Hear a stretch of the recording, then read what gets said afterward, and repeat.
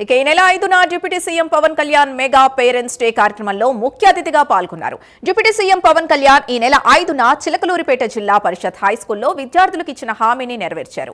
AP deputy CM Pawan Kalyan పాఠశాల అభివృద్ధి కోసం, విద్యార్థుల భవిష్యత్తు కోసం తన సొంత నిధుల నుండి ఏకంగా 25 లక్షలు వెచ్చించి 25 అత్యాధునిక కంప్యూటర్లను, వేలాది విజ్ఞానదాయక పుస్తకాల్ని అందజేశారు.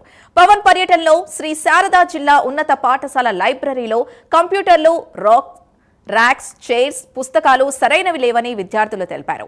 వెంటనే స్పందించిన పవన్ కళ్యాణ్ 10 రోజుల వ్యవధిలోనే వాటన్నిటినీ పాఠశాలకు పంపారని చిలకలూరిపేట జనసేన యువ నాయకులు మండలనేని చరణ్ తేజ తెలిపారు. మాటిస్తే నిలుపుకునే నాయకుడు పవన్ కళ్యాణ్ అని అన్నారు.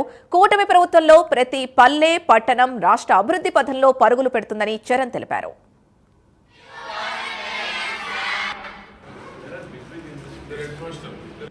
పేరెంట్ డే మీటింగ్ వల్ల డిప్యూటీ సీఎం పవన్ కళ్యాణ్ స్వయంగా